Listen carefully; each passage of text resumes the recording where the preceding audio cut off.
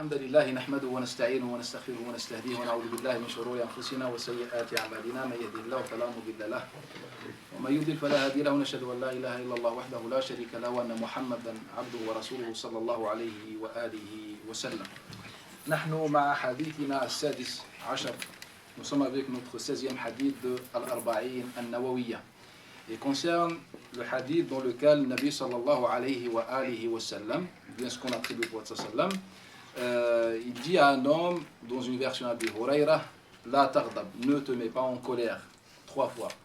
Et donc ce hadith, on l'a déjà vu la fois passée, mais on a parlé de son côté technique. On a dit que ce hadith-là a été rapporté uniquement par l'A'mash Sulayman ibn Mahran. Et puis les transmetteurs qui rapportent d'après l'A'mash Sulayman ibn Mahran divergent. Donc la version retenue par l'imam al-Bukhari, c'est celle de Abi Ismaïl al-Mu'addib d'après al-A'mash, d'après Abi Salih, d'après Abi Huraira.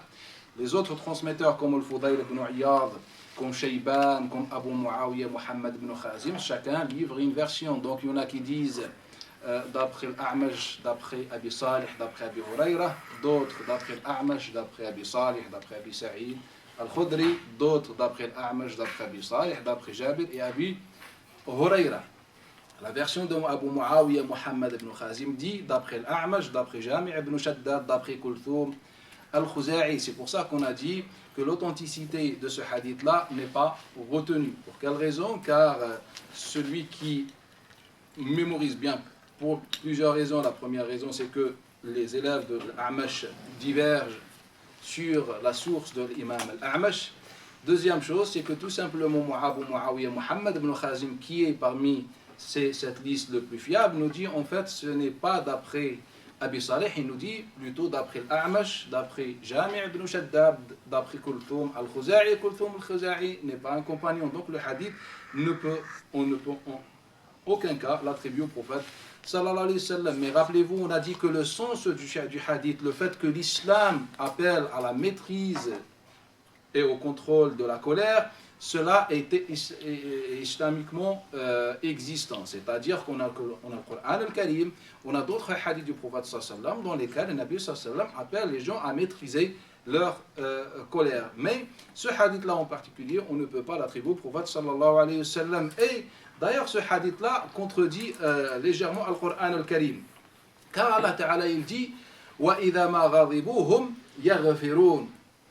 Allah Ta'ala, dans ce verset-là, il nous dit, et il pardonne après s'être mis en colère. C'est-à-dire que Allah Ta'ala, dans ce verset, pendant qu'il était en train de décrire les croyants, il affirme aux croyants la colère.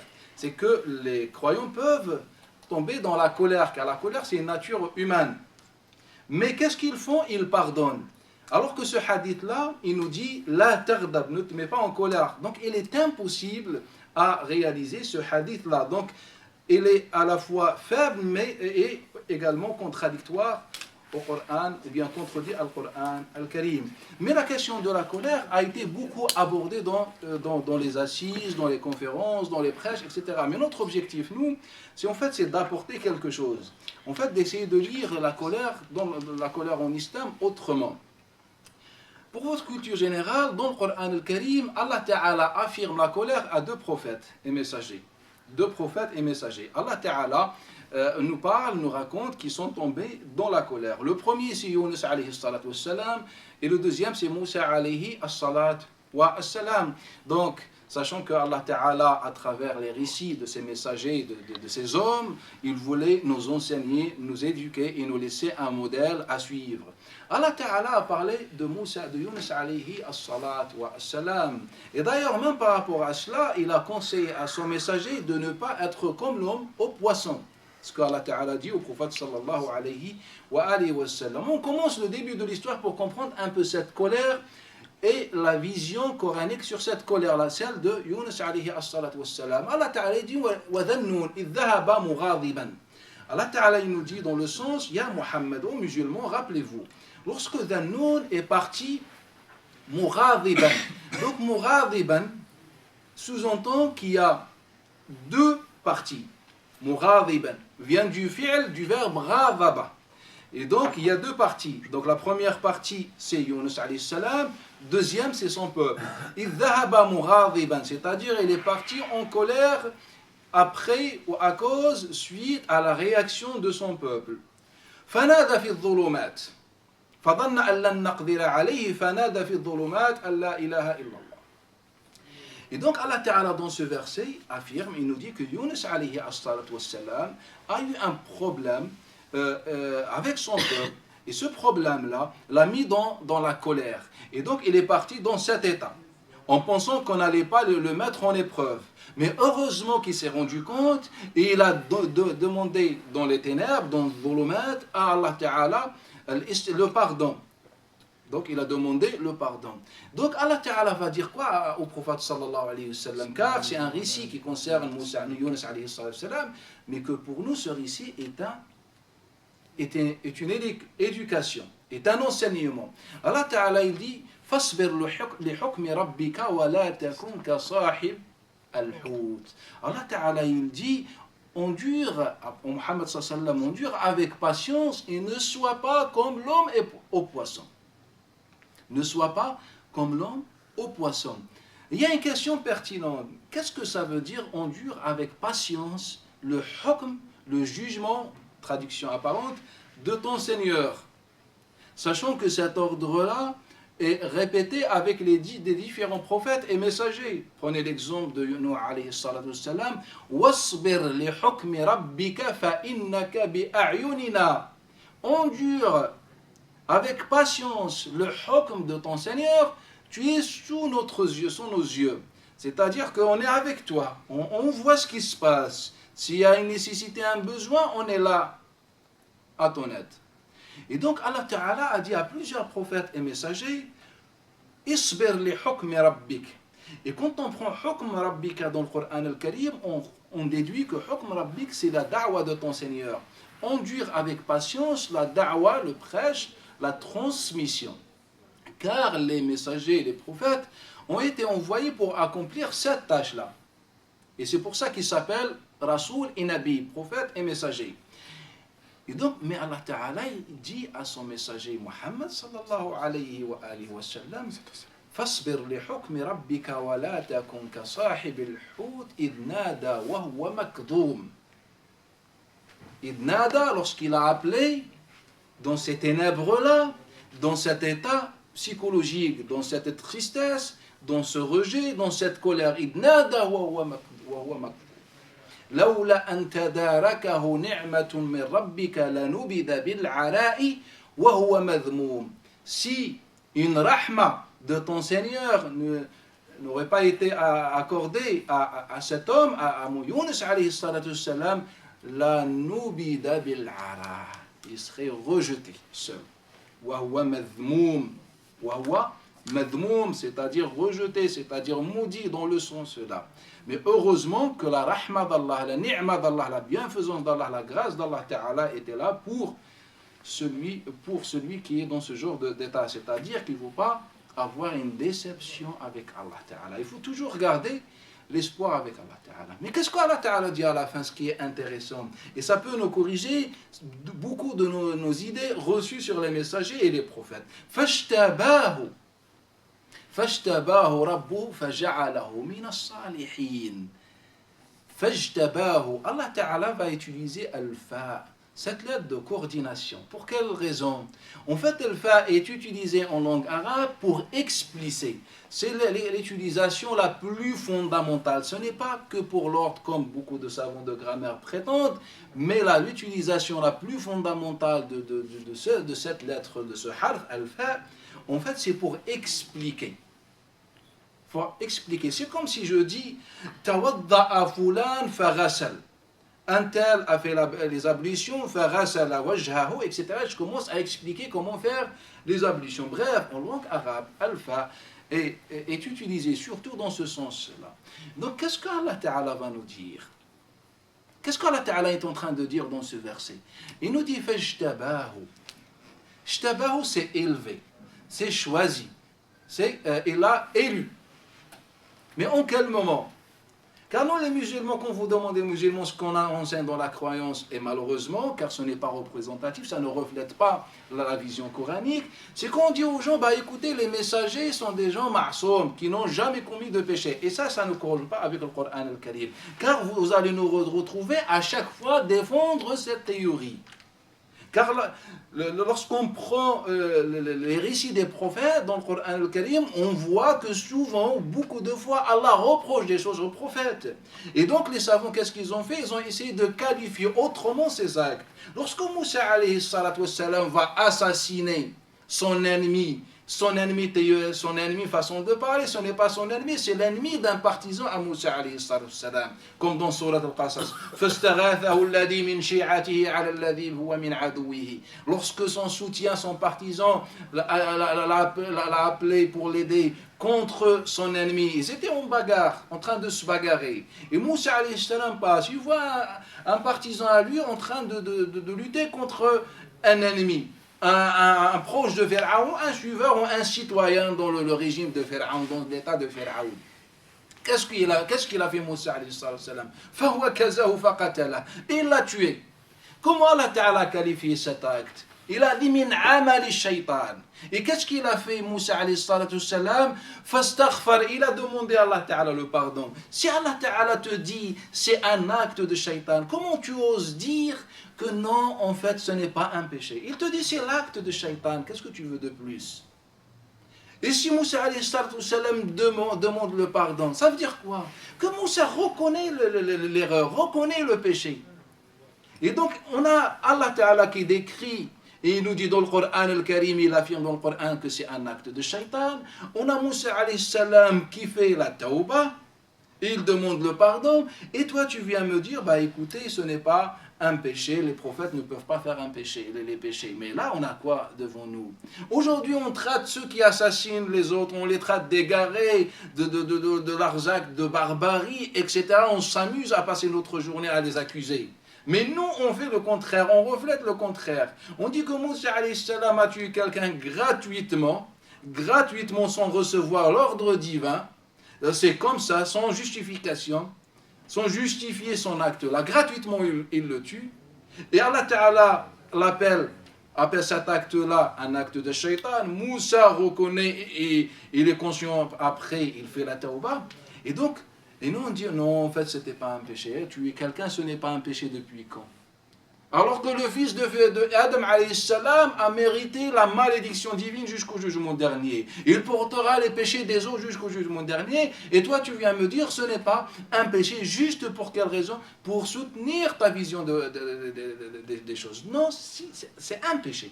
Allah Ta'ala a dit c'est un péché. Et Allah Ta'ala dit, on revient à notre histoire, il dit à Nabi sallam, ne sois pas comme l'homme au poisson. Ne sois pas comme au poisson. Il lui dit, endure patiemment le hukm, la da'wa de ton Seigneur, et ne fais pas comme l'homme au poisson. Ne fais pas comme lui dans le da'wa pour Allah Ta'ala. Mais qu'est-ce qu'il a fait Yunus alayhi salam? Allah Ta'ala dit, فَلَوْلَا قَرْيَةٌ آمَنَتْ فَنَفَعَهَا إِيمَانُهَا إِلَّا قَوْمَ يُونُسَ مَا آمَنُوا كَشَفْنَا عَنْهُمُ الْعَذَابَ. Allah Ta'ala dans ce verset, est-ce que pour votre... en fait, Allah Ta'ala dit فَلَوْلَا حرف امتناع لوجود. Certains disent c'est un harf de condition. Mais en fait, certains compagnons ne récitaient pas فَلَوْلَا, récitaient فَهَلَّا حرف التحضيض. C'est-à-dire, c'est comme si Allah Ta'ala nous dit, dans Surat Yunus, c'est comme si Allah Ta'ala nous dit, venez, il nous appelle, ô vous les musulmans, ô vous les croyants, ô vous les fidèles, ô vous les gens, l'humanité, les fils d'Adam, musulmans, non musulmans, soyez comme le peuple de Yunus alayhi salatu wassalam. Halla amanat qaryatun fanafa'aha imanuha. C'est-à-dire, soyez comme les gens, le peuple de Yunus, que leur iman était bénéfique pour eux. Et c'est pour ça qu'on les a protégés, qu'on les a préservés du châtiment. Car Yunus alayhi salam, qu'est-ce qu'il a fait? Il a fait la da'wa, il a vu la réaction de son peuple, le rejet. Et donc, qu'est-ce qu'il a fait? Il est parti dans la colère. Il était en colère suite à la réaction négative de son peuple. Et donc, heureusement que la tawba d'Allah Ta'ala a intervenu et Allah Ta'ala a accepté de lui. Et il lui dit à Muhammad sallallahu alayhi wa sallam, et bien sûr nous, ne soyez pas comme l'homme au poisson au début. Il était comme ça. Il est sorti avec sincérité. Mais suite à cette réaction, il est tombé dans le désespoir. Et donc, ne soyez pas comme lui. Ô les gens, soyez comme son peuple. Et donc, il revient et leur donne une deuxième chance. Et le peuple embrasse l'islam. Et c'est là où Allah Ta'ala, فَاشْتَبَاهُ رَبُّهُ فَجَعَلَهُ مِنَ الصَّالِحِينَ. C'est là où Allah Ta'ala élève réellement Yunus alayhi salam. Donc, pour compléter ce que je disais, c'est que nous, dans nos idées reçues sur les prophètes, on pense que les prophètes, ce sont des gens qui ont été élus, choisis par Allah Ta'ala, car sont parfaits, et ce n'est pas vrai.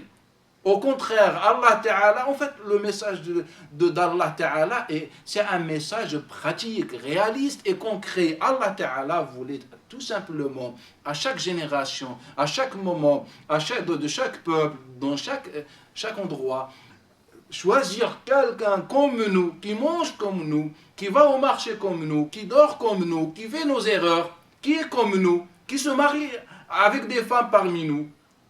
Et Allah Ta'ala va l'élever tout doucement. Comme il a fait avec Ibrahim alayhi salatu wassalam. Le Coran est plus qu'explicite que Ibrahim alayhi salam n'était pas croyant. C'est ce que certains savants donnent comme fatwa, que Ibrahim est né croyant. Lisez le Coran al-Karim, vous allez voir le contraire. Et ça, j'ai fait une parole détaillée, je ne sais pas en quel moment, sur cette question. Allah Ta'ala contredit cette version. Ibrahim alayhi salam, c'est un homme qui a médité et grâce à cette méditation a été choisi par Allah Ta'ala, il est devenu un messager. C'est comme si Allah Ta'ala voulait dire à son peuple, faites comme ce jeune homme-là. Il était parmi vous, vous le connaissiez avant.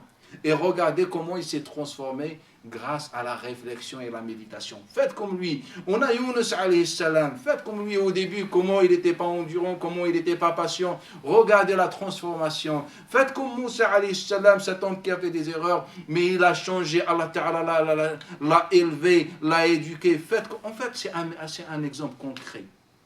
C'est pour ça qu'Allah Ta'ala n'a pas envoyé des messagers, des anges messagers. Allah Ta'ala a envoyé des gens comme nous. Inch'Allah, l'année prochaine, vu qu'Inch'Allah, on va étudier la croyance, on va prouver, Inch'Allah, on va cas par cas, c'est-à-dire prophète par prophète, messager par messager, on va prouver que le discours coranique affirme bien que ces hommes, ces prophètes et ces messagers autrefois étaient des gens ordinaires. Lorsqu'ils ont découvert l'islam, ils sont restés au début ordinaire, mais avec l'éducation, avec la purification, avec cet effort, ce travail sur les passions, etc., ils ont changé. Et ce changement qui est l'essence de leur message, l'essence de leur prophétie. Ce n'est pas comme on prétend, car nous on dit par amour les messagers. Les messagers sont les choisis d'Allah, ce sont les bien élevés d'Allah Ta'ala. Mais il faut le dire de façon conforme au Coran al-Karim. Ce n'est pas j'invente une idée et après je fais tout le reste autour de cette idée pour que cette idée reste toujours fondamentale dans la situation. Donc Allah Ta'ala dans ce verset ou dans ces versets nous parle de la colère de Yunus alayhi salatu wassalam, mais ce récit, Allah Ta'ala a voulu par ce récit une éducation et un enseignement pour nous, dans le cadre de la da'wa pour Allah Ta'ala. Deuxième exemple dans le Coran al-Karim, c'est celui de Moussa alayhi as-salat wa as-salam. Allah Ta'ala aussi, lorsqu'il parle de Moussa alayhi salam, affirme qu'il est tombé dans la colère. فَلَمَّا رَجَعَ مُوسَى إِلَى قَوْمِهِ غَضْبَانَ أَسِفًا. Il est retourné à son peuple, Ghadban, en colère, Asifa, attristé. Donc en colère par rapport au délaissement de son peuple, car il a laissé son peuple derrière lui. Dans le tawhid, dans l'unification d'Allah Ta'ala, et il retourne, il trouve un autre peuple. Un peuple qui adore autre avec Allah Ta'ala. Et il était triste, car il a vu que les gens se sont éloignés d'Allah Ta'ala, c'est-à-dire il avait ce chagrin pour les autres. ce que nous manque aujourd'hui. En fait, c'est ce partage, ce sentiment-là, que j'aime pour les autres, ce que j'aime pour moi-même. Et donc, Moussa alayhi salam retourne dans cet état. Mais pour quelle raison? Quel est l'enseignement à en tirer de ce récit-là, le récit de Moussa alayhi salam? Car nous, on sait que Moussa il est retourné dans la colère. Mais personne ne s'est interrogé, ne s'est posé la question sur la raison. Mais pourquoi Allah Ta'ala il nous parle de la colère de Moussa alayhi salam? Dans quel contexte? Personne n'a essayé d'aborder cette question. Car nous, on ne médite pas le Coran al-Karim. En fait, l'histoire, c'est quoi? L'histoire, c'est ce qu'Allah Ta'ala voulait dire. Donc, il suffit juste d'ouvrir le Coran al-Karim et réfléchir. Allah Ta'ala, qu'est-ce qu'il dit? وَمَا أَعْجَلَكَ عَنْ قَوْمِكَ يَا مُوسَى وَمَا أَعْجَلَكَ عَنْ قَوْمِكَ يَا مُوسَى.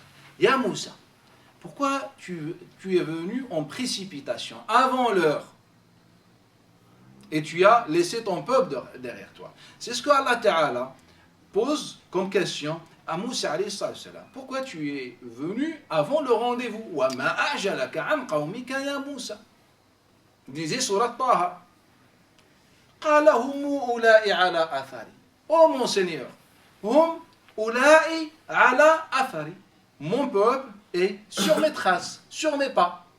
C'est-à-dire, c'est bon, j'ai transmis, alhamdoulilah, mon peuple aujourd'hui est musulman, donc j'ai laissé mon peuple sur mes pas. C'est bon, il n'y a aucun problème.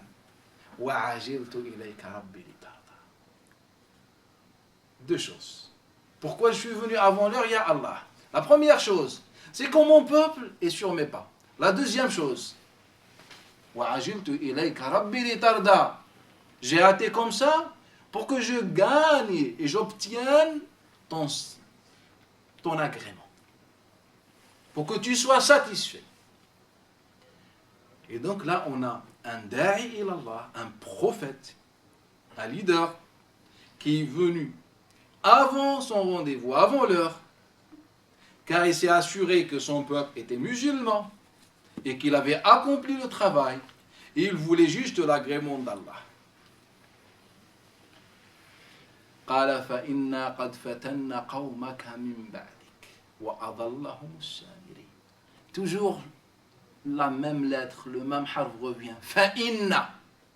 قال فإنا. Si on est dans le cadre normal, Allah Ta'ala aurait dit quoi? En langue arabe, on aurait dit قلنا, deux points, c'est-à-dire maintenant c'est Allah qui parle. Je dis, nous avons dit, deux points. Inna qad fatanna. Nous avons bien mis à l'épreuve ton peuple. Mais Allah n'a pas dit inna fatanna. Qala inna. Qala fa inna. Fa inna. Fa inna. C'est-à-dire, suite à ce que tu dis, fa inna. C'est-à-dire que le résultat de cet acte ou cette précipitation, pour ces deux raisons que tu avances, c'est-à-dire Humu ila ula'i ala athari sont sur mes pas et pour mon agrément satisfaction, en fait c'est ça qui a égaré concrètement ton peuple. On sait que c'était des samiri, mais si le travail a été bien accompli, le peuple ne serait pas égaré. Car Allah Ta'ala, lorsqu'il lui dit وَمَا أَعْجَلَكَ عَنْ قَوْمِكَ يَا مُوسَى, pourquoi tu es venu avant l'heure? قَالَ هُمُ أُولَيَا, Allah, ils sont sur mes pas, c'est bon, alhamdoulilah, ils sont sur mes pas. Et la deuxième chose, je suis venu pour gagner ton agrément, ya Allah. Et là, Allah Ta'ala, il dit, nous avons égaré ton peuple après toi. Et donc, Allah Ta'ala veut devancer un contexte. Allah Ta'ala nous dit, écoute, voilà le contexte. Car Allah Ta'ala ne parle pas dans le vide. C'est ça ce qu'on n'a pas compris. Pour nous, c'est juste un récit d'enfant. Ah c'est bien, il est venu à tout ça pour l'agrément d'Allah. Et c'est pour ça que je vous dis, personne n'a remarqué ces détails de sagesse dans le Coran al-Karim. Ah c'est Masha'Allah. Et après Samiri. Et après on est rentré dans les détails. Mais Samiri c'est qui? Etc. Et là on a ouvert les portes d'imagination. Et après on sait que lorsque Moussa alayhi salatu wassalam est retourné à son peuple, on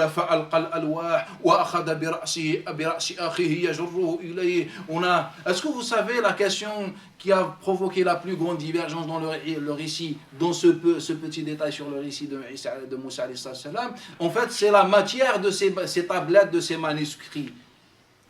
Et donc, il y en a qui disent que c'était en perles, d'autres c'était en or, d'autres c'était en argent, d'autres c'était en bois. Et le débat, donc on a consommé combien de pages, donc combien d'énergie de lecteur et combien de temps d'enseignement. Car les savants, nous, on a étudié, on est passé par ce chemin, et ben on a passé des heures et des heures à chaque fois face à ce genre de détails. Lavage de Moussa alayhi salam dans Surat al-Baqarah.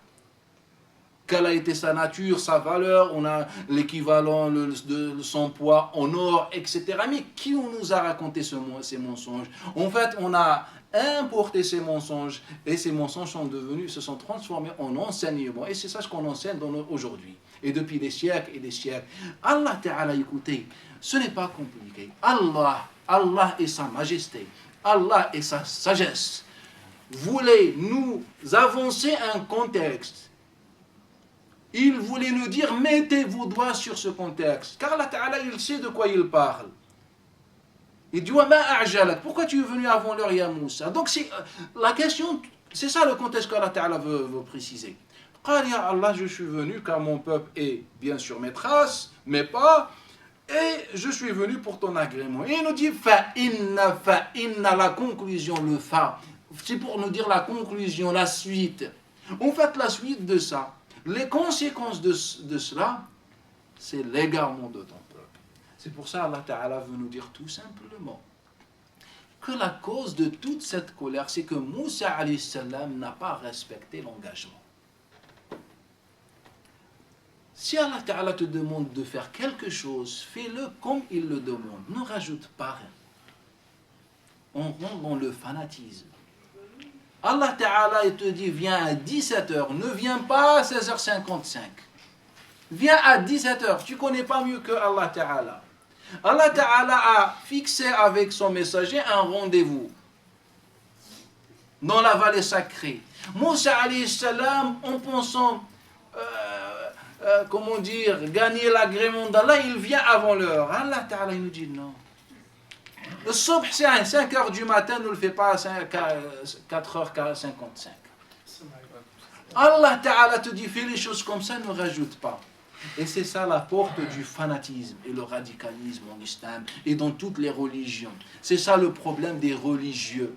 C'est que Allah Ta'ala leur propose un message à transmettre avec sagesse, et eux, ils font rentrer leur passion, ils veulent gagner plus de récompenses, ou bien plus d'agréments, plus ce que vous voulez. Et donc ils rajoutent, ils exagèrent, je ne sais pas, ils font quoi. Et le message, Allah Ta'ala va nous dire tout simplement, aux croyants, aux fidèles, la cause de toute cette histoire, que Moussa prenne la tête de son frère, Haroun alayhi salam, le fait de poser les tablettes ou les planches ou les bouts de bois ou les manuscrits ou ce que vous voulez, toute cette histoire, car Moussa alayhi salatu wassalam n'a pas respecté l'engagement. Yunus alayhi salam n'a pas patienté. Et Moussa alayhi salam qui a patienté mais au final n'a pas respecté l'enseignement divin. Donc c'était une éducation à la fois pour Moussa alayhi salam, pour le peuple et pour ceux qui viendront après, c'est-à-dire pour nous. Et donc, il faut respecter l'ordre d'Allah. Il ne faut pas qu'on rajoute. Il n'y a pas plus connaisseur qu'Allah Ta'ala. Allah Ta'ala nous dit, faites des choses comme ça. Je ne rajoute rien du tout. Pourquoi je rajoute? Je connais mieux qu'Allah Ta'ala. Lorsqu'on pose la question au prophète sallallahu alayhi wa sallam sur les interdits de l'islam, قُلْ لَا أَجِدُ فِي مَا أُوحِيَ عَلَيَّ. Allah Ta'ala, regarde ce qu'il dit. Je le trouve dans ce qu'on m'a révélé comme interdit. Deux points. Le maïta, la bête morte, l'ahm al-khinzir, etc. Il nous cite. Le Nabi sallallahu alayhi wa sallam nous parle dans le Coran. Il nous dit donc la révélation, dans ce qu'on m'a révélé, voilà ce que Allah interdit. Et il vient les savants, il nous dit c'est abrogé. C'est un jeu d'enfant maintenant. Allah Ta'ala, il nous dit transmet à l'univers que voilà le Coran, ce que le Coran t'interdit. T'interdit deux choses. Ce qui a été fait pour autre qu'Allah Ta'ala. La deuxième chose, Ar-Rish, toute chose qui nuit à la santé. Ar-Rish, chez les Arabes, vient du mot Ar-Rajis. Et Ar-Rajis, tout ce qui nuit à la santé. Et donc, c'est ce qu'Allah Ta'ala dit au prophète. Et nous, on veut rajouter. Ah non, ça c'est haram, ça c'est haram. C'est haram, on n'a même pas réfléchi que voilà le message d'Allah Ta'ala. Et quand on pousse les recherches, si on a cette vision, on pousse les recherches, on rend compte que les 2-3 hadiths qui rajoutent sur le Coran al-Karim ne sont pas bons, ne sont pas authentiques tout simplement. Donc on revient, Allah Ta'ala nous dit tout simplement que toute cette histoire, car Moussa alayhi salam n'a pas respecté son engagement. Et cette colère est venue de l'acte de Moussa alayhi salam.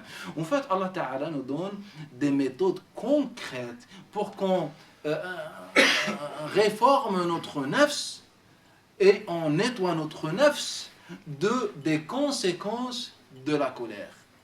Et nous, on n'a pas compris. Nous, on a une autre vision.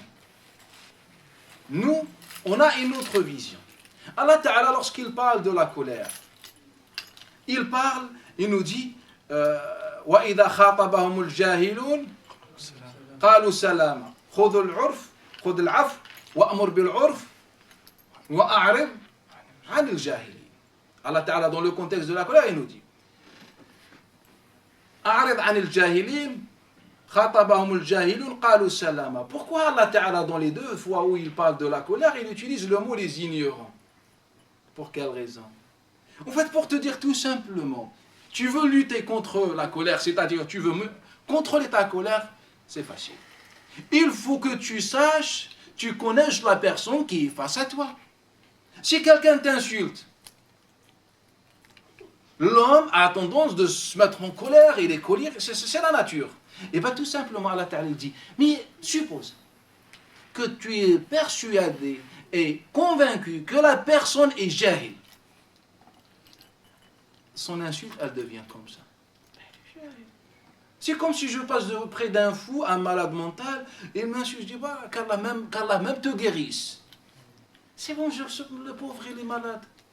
Et bien Allah Ta'ala, il nous dit, la façon de lutter, de contrôler la colère, c'est tout d'abord savoir la personne qui est face à toi.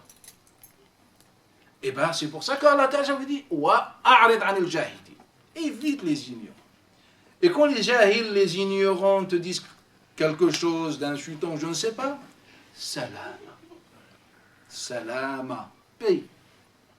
Et donc Allah Ta'ala nous donne des choses.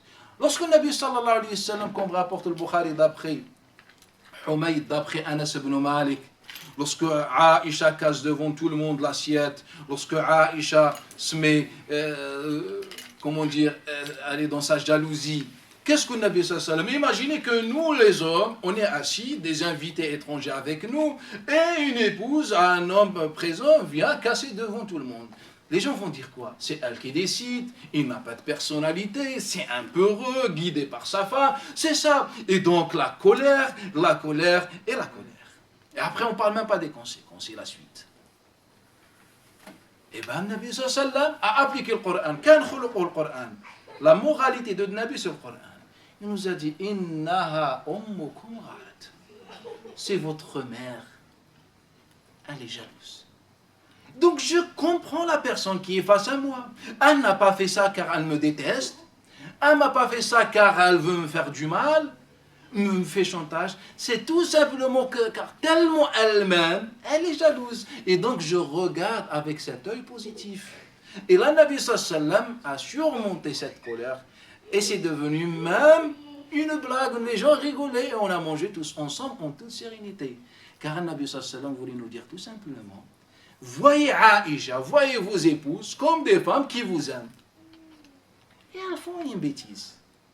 Ce n'est pas d'une autre lecture, comme les 3 personnes qui sont passées près d'un cadavre. Le premier remarque les odeurs, oh, quelle puanteur. Le deuxième regarde l'apparence, mais c'est quoi cette image? les vers, la décomposition, etc. La troisième personne remarque la couleur des dents. On a face à nous 3 personnes qui ont vu la même chose. 2 étaient négatives, la troisième personne était positive. Qui a gagné parmi les 3? En fait, c'est Allah Ta'ala, c'est comme ça, il nous montre les déceptions de nos propres actes. Et donc l'autre, il est rentré avec ses odeurs dans le nez, l'autre, il est rentré avec les cauchemars de cette décomposition les vers, et l'autre, il est rentré avec une belle image. En fait, la vie est une technique. Et donc Allah Ta'ala, il nous dit, c'est des jahils. Et quand tu sais que c'est des jahils, en fait, aucun problème. Au contraire, bon courage. Encore et encore. Vous ne pouvez pas me mettre en colère. Bon courage. Vous êtes jahil. Salam. Je suis content, je suis heureux. C'est comme ça le Coran nous enseigne. Mais quand on tourne le dos au Coran al-Karim et on commence à gratter à gauche à droite, eh ben on va s'égarer. Selon vous, quelles sont les méthodes pour contrôler la colère? Vous allez me dire qu'il faut faire les ablutions. C'est vrai ou pas? Car la colère, c'est la chaleur avec l'eau, ça éteint. C'est ça. Je vous dis, d'où vous avez ramené ça? Ben, le hadith que rapporte Abu Daoud dans Sunan. D'après qui? D'après Atiyya as-Sa'di. D'après Atiyya as-Sa'di, que quelqu'un s'est mis en colère, et le prophète sallallahu alayhi wa sallam lui dit Tawadda, sache que la colère vient de Shaitan, et la chaleur vient de Shaitan, et celui fait les ablutions. Vous connaissez ce hadith, il est le plus célèbre chez les musulmans. Vous voulez que je vous raconte l'histoire de ce hadith-là? Si on est sincère, on va pleurer. On sait que notre religion se trouve et elle est séquestrée par les fantômes. Ce n'est même pas des humains, des hommes.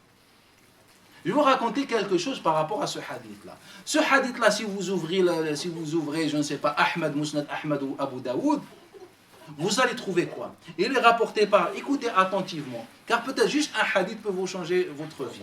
Et je peux vous assurer que 90% des textes des hadiths ont les mêmes démarches. Urwa ibn Muhammad ibn Atiyya. D'après son père, d'après son grand-père, il nous rapporte ce hadith-là. Et celui qui rapporte d'après Urwa ibn Muhammad, c'est Abu Wa'il al-Qas. Abu Wa'il, le conteur, celui qui raconte des contes, les récits, etc. Vous en direz alors? Je n'ai pas encore commencé. Urwa ibn Muhammad, qui c'est? C'est le amir du Yémen. Le chef, le préfet du Yémen. En quelle époque? L'époque de Sulayman ibn Abd al-Malik. Et alors? Sulayman ibn Abd al-Malik, c'est le gouverneur de Bani Umayya. Le gouverneur de Bani Umayya. À partir de l'année 96. Il était le préfet de Sulayman ibn Abd al-Malik. Plus tard, après lui, de Abd al-Aziz, de Omar ibn Abd al-Aziz, le grand calife. Après lui, du frère de Sulayman ibn Abd al-Malik qui s'appelle Yazid ibn Abd al-Malik. Et alors? En fait, si Shaitan en personne, Iblis en personne, avait rapporté ce hadith-là, ça ne m'aurait pas choqué plus que ça. Pour quelle raison? Car Shaitan, il est connu par l'orgueil. Et si on rapporte un hadith sur la colère, c'est possible. Mais par contre, si Shaitan rapporte un hadith sur l'orgueil, c'est pas possible. Sur la modestie, que la modestie, machallah, c'est pas possible, car toi, tu n'es pas... C'est pas compatible avec ta personnalité. En fait, Urwa ibn Muhammad, il n'est connu que par sa colère. Il a assassiné des centaines de personnes gratuitement. Femmes et hommes, gratuitement, sans avoir aucune raison. À tel point qu'un jour, Simak ibn al-Fadl, écoutez attentivement, son ami proche, son bras droit, était assis avec lui. Lorsqu'un homme rentre, avec les gardes, la police, on commence à lui dire, il a fait. Qui était présent ce jour-là? Wahb ibn Munabbih. Vous connaissez Wahb ibn Munabbih? Il était assis. Il était allongé. Et il se lève. Il dit, tuez-le. Wahb ibn Munabbih n'a aucun statut officiel. Mettez ça de côté. Il dit, tu es le Urwa ibn Muhammad, le préfet. Il commence à rigoler. Il lui dit, Ya Aba Muhammad, car la kunya de Wahb ibn Munabbih, c'est Abu Muhammad. Il lui dit, Ya Aba Munabbih, Ya Aba Muhammad, d'habitude, tu me disais, ne te mets pas en colère, mais là, aujourd'hui, tu m'as devancé. C'est celui qui nous rapporte le mérite de l'wudu et que la colère vient de Shaitan. Et donc, en fait, c'est lui qui rapporte. Et c'est ça ce qu'on n'a pas compris. Car nous, on adore les transmetteurs, on n'adore pas les recherches, les études et de cassage de tête. Nous, juste un tel d'après un tel, on dit c'est bon, j'ai pas encore fini, mais il y a encore des choses à dire. Et donc, Urwa ibn Muhammad, il lui dit, Ya Wahab, mais d'habitude tu me disais, à chaque fois je veux tuer quelqu'un, ne te mets pas en colère. Mais là, aujourd'hui, tu m'as devancé.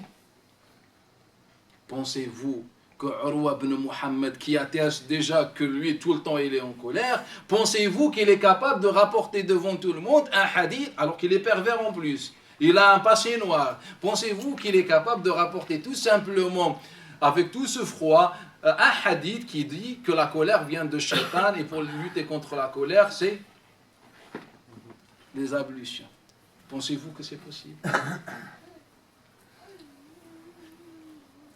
Maintenant, on parle de Abu Wa'il al-Qas, le seul qui rapporte ce hadith d'après Urwa ibn Muhammad. Pourquoi tous les élèves de Urwa ibn Muhammad, les élèves, c'est un chef, lui, pas ses élèves, les proches. Pourquoi tous ne parlent pratiquement que de sa colère? Eh bien, celui, vous connaissez la femme qui a insulté le prophète sallam et que soi-disant le prophète l'a tué, il a envoyé quelqu'un l'a tué, etc. Et dans une version, il a tué un aveugle, bref. En fait, c'est lui qui rapporte ce hadith-là. Mais vous allez me dire, mais quel est le rapport? Si lui, il a vécu au fin du 1er siècle.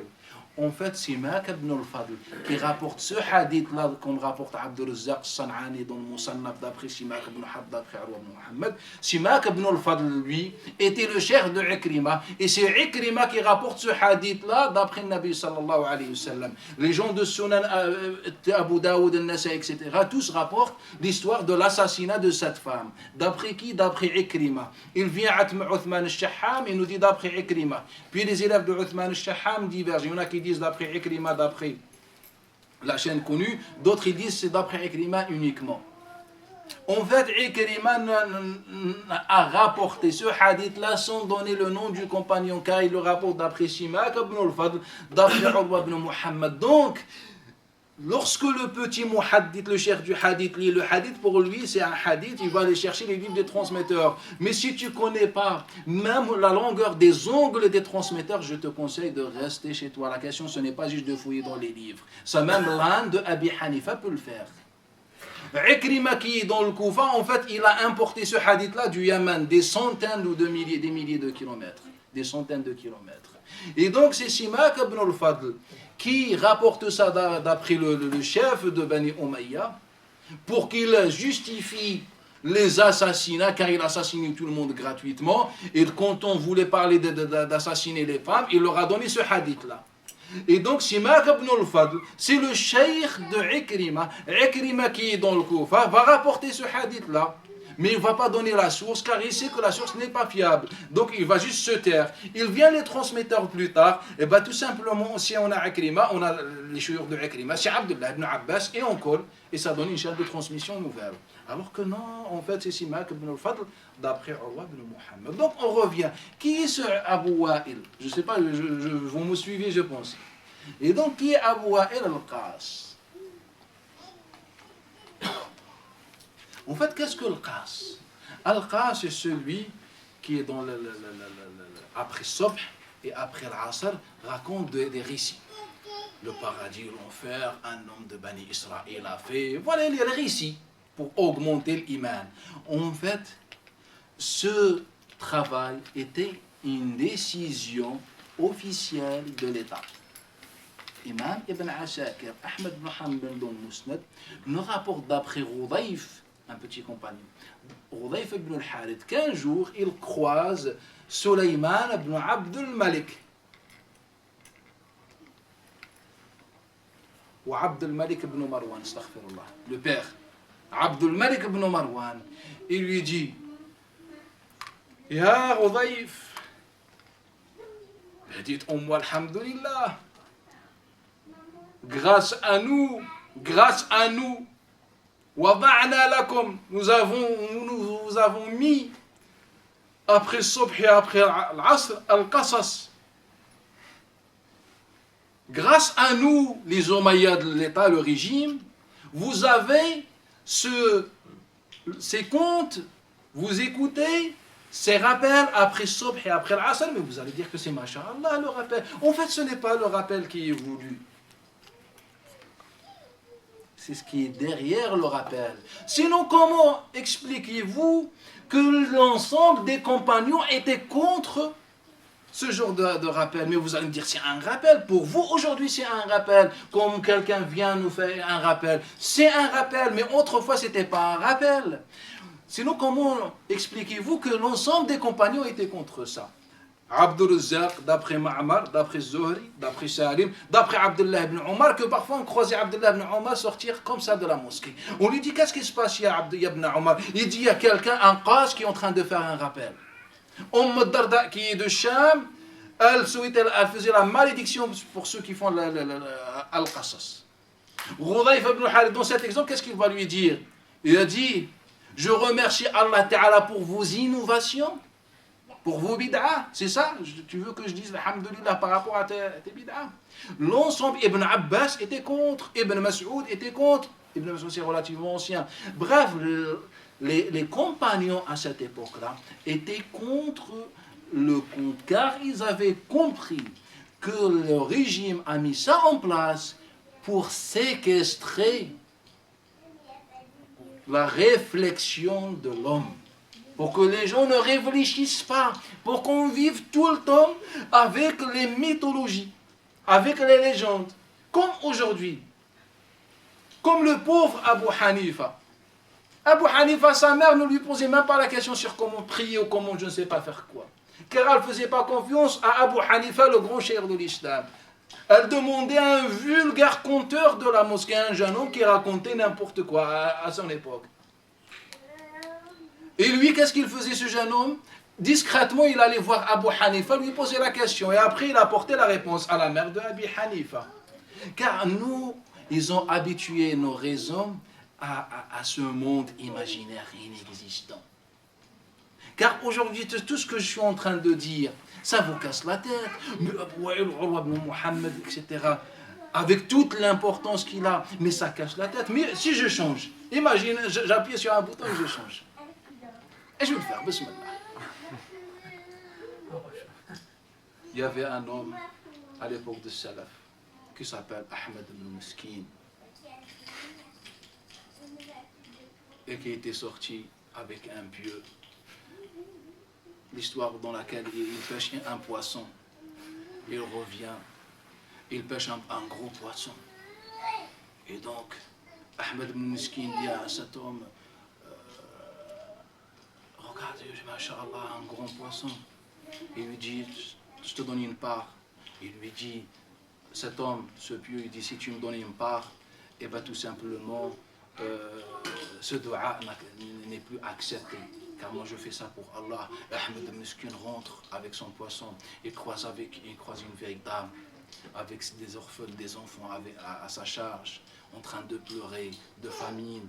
Et donc, il regarde le poisson, il regarde la dame, et il donne le poisson pour Allah Ta'ala à cette dame. Et après, il continue la route, il croise quelqu'un, il lui dit, c'est toi Ahmed Miskin? Naam. Il lui dit, en fait, ton père avait donné à mon père 20 000 pièces d'or, et tiens les 20 000, regardez le risque d'Allah pour celui, etc. Vous aimez ça, ça donne. Alors qu'Ahmed Miskin n'a jamais existé. Ce pieu, on dit pieu. Il n'y a pas quelque chose, un fils d'Adam qui s'appelle Ahmed ibn Miskin. Il n'y a pas. Il y a le Harith ibn Miskin du 3e siècle qui n'a aucun rapport. Ou bien le Harith, astaghfirullah, Harith ibn Miskin, le Malikite, qui le pauvre a appris à la fin de sa vie, il a appris quelques sujets de fiqh, et il a eu un fils qui était rejeté par le monde, et après on ne sait même pas s'il avait un fils. Mais un pieux dans l'histoire qui s'appelle Ahmed Miskin, ça n'a jamais existé. Mais nous, on aime. Si je fais des cours sur ça, ça cartonne comme c'est déjà le cas partout. Car nous, on aime les gens. On a été habitués, endormis. Alors que l'islam, dans chaque verset, Allah Ta'ala dit أَفَلَا تَعْقِلُونَ لِقَوْمٍ يَعْلَمُونَ يَتَفَقَّهُونَ الْعَالِمُونَ etc. Et nous, on n'a rien compris. Que juste les discours de l'hypnose. C'est ça. C'est ça ce qu'on aime, nous, les musulmans. Ou bien Ibrahim ibn al-Adham et le juif. Autrefois, il y avait Ibrahim ibn al-Adham, il a croisé un juif, il avait un chien, et ce juif voulait se moquer de Ibrahim ibn al-Adham. Il lui a dit, ta barbe vaut mieux ou la queue de ton chien. Et Ibrahim ibn al-Adham, il regarde le chien, il regarde le juif, il lui dit, écoute, si c'est ma barbe rentre au paradis, et ben ma barbe est meilleure que la queue. Et si la queue rentre au paradis, et ben la queue est meilleure que ma barbe. Et là, le Yahoudi, il ne pouvait pas se contrôler. Il a dit, la ilaha illallah. C'est dans quel monde un juif sinon on dit ça aux juifs. Comme ça, ils embrassent tous l'islam et on est tranquille. Ils nous ont habitués à ça. Et à la fin, les gens ils disent quoi? Allahu Akbar. Et le prédicateur il est content, car il va empêcher une enveloppe à la fin de la conférence, c'est pour information. Les prédicateurs ne se déplacent pas gratuitement, même si pour vous c'est non, c'est pas gratuitement. Bref, et les gens sont contents. Et lui il est content, lui il a les poches remplies, et les gens ont la tête remplie de bêtises. Donc c'est ça. Ou bien l'histoire de Ahmed ibn Hanbal lorsqu'il est parti à la mosquée. Il voulait prier et le gardien de la mosquée ne voulait pas le laisser. Ça n'existe pas. Le gardien de la mosquée, il n'y avait pas de gardien de la mosquée. Bref, mais il n'avait pas le gardien, il ne voulait pas le laisser. Donc il y avait un boulanger, Khabbaz. Il était là, il a dit Ahmed, ce n'est pas grave, viens avec moi. Et donc pendant toute la nuit, ce boulanger, il faisait l'istighfar. Et le lendemain matin, il lui dit, mais c'est quoi ton histoire avec l'istighfar? Astaghfirullah, astaghfirullah. Il lui dit, même quand je suis en train de faire ma pâte, je dis astaghfirullah. Et Ahmed ibn Hanbal, mais qu'est-ce que l'istighfar t'a apporté? Il lui a dit, tous mes du'a sont acceptés sauf un. Lequel? Il dit, j'ai toujours demandé à Allah Ta'ala de voir Ahmed ibn Hanbal. Il ne connaissait pas, il ne savait pas que c'est Ahmed ibn Hanbal. Et là, Ahmed ibn Hanbal, il dit, ton du'a s'est réalisé, je suis Ahmed ibn Hanbal. Regardez les bienfaits de l'istighfar. En fait, c'est la même histoire, en mots près, a été dite sur Ibrahim ibn al-Adham un siècle auparavant. Ibrahim ibn Adam, il n'a pas rencontré cette fois-ci un boulanger, il a rencontré un agriculteur, mais qui demandait toujours, il faisait l'istighfar, qui demandait tout le temps de voir Ibrahim ibn Adam, et à la fin il l'a vu. En fait, ils nous ont habitués à ça. Et donc, en fait, ce race-là, son travail, c'était le double discours. C'est que nous, l'État, et on a un bouclier pour endormir les gens et pour convaincre les gens. Car quand je viens, moi, le Qas, et je vous dis, le Amir, Masha'Allah, etc., et donc je vais interpréter autrement les actes de barbarie du régime. Et vous allez, Masha'Allah, etc. Et après, dans le même sens, mais d'après Urwa ibn Muhammad qui assassine tout le monde, qui est toujours en colère, d'après Urwa ibn Muhammad, d'après le père, d'après le grand-père, que la colère vient de Shaitan. Mais la colère de Urwa, ce n'est pas la colère, en fait. C'est une colère positive. Car il est en train de lutter de faire le djihad.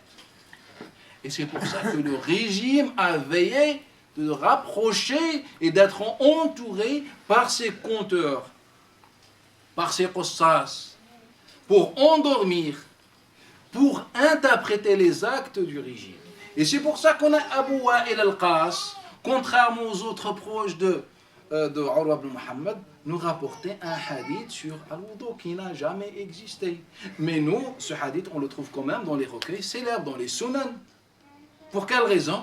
Car Abu Wa'il al-Qas, on sait qu'il faisait al-Qassas au Yémen, ça s'arrête là. Urwa ibn Muhammad, on sait que c'est un gouverneur. Est-ce que vous savez la preuve que les savants du hadith ont utilisée pour rendre ce transmetteur fiable, Urwa ibn Muhammad, ce préfet?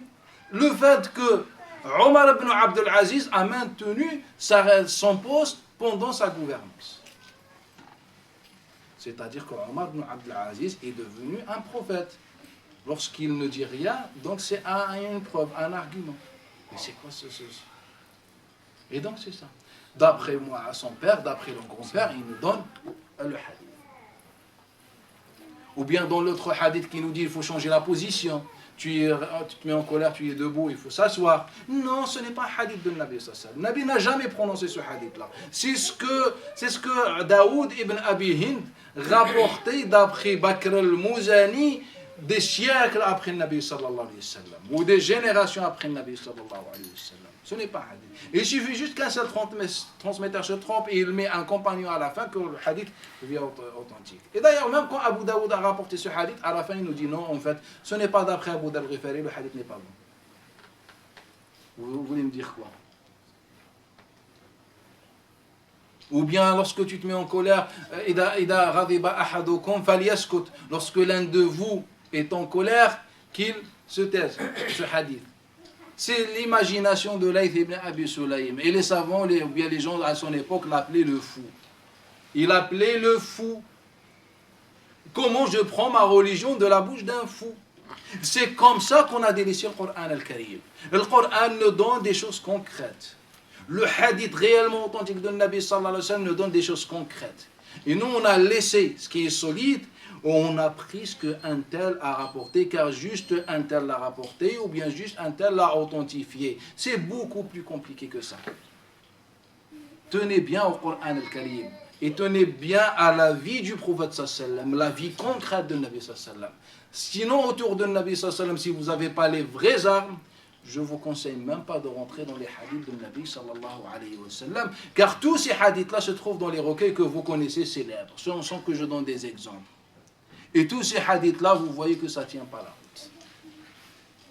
Et ça, c'est que par rapport à ce sujet de détail, de la colère. Donc, on ne parle même pas du dogme, on ne parle même pas de l'histoire, on ne parle même pas des autres hadiths qui sont fondamentaux, car ils parlent des sujets fondamentaux. Est-ce que vous avez des questions, des rajouts, des remarques, Inch'Allah? On attend. Un rajout, en fait, le Coran Karim, il a khatab al-mujahidun qalu salam. Et en fait, quand on dit salamun, soit au début de la conversation, on dit salam alaikum, après je parle, et après quand je quitte, je dis salam alaikum.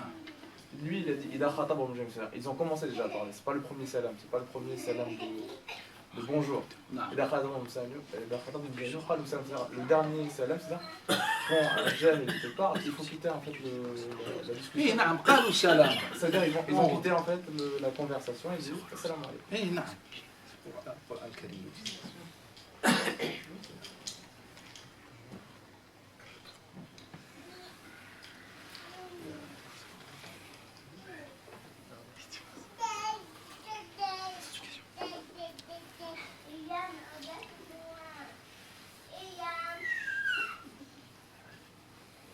Cheikh, c'est quoi la différence entre un rappel et un qasas? Un rappel et un qasas, c'est quoi la différence de nos jours dans l'islam? Comment on peut comprendre ça? Le rappel et le qasas qui était interdit à l'époque. Non, en fait le qasas autrefois, dont je parle, à l'époque des compagnons, les compagnons étaient conscients. Comme Aïcha radiallahu anha qui était strictement contre Al-Qasas. Elle n'a permis qu'à Ubayd ibn Umayr, voilà, il y a des critères.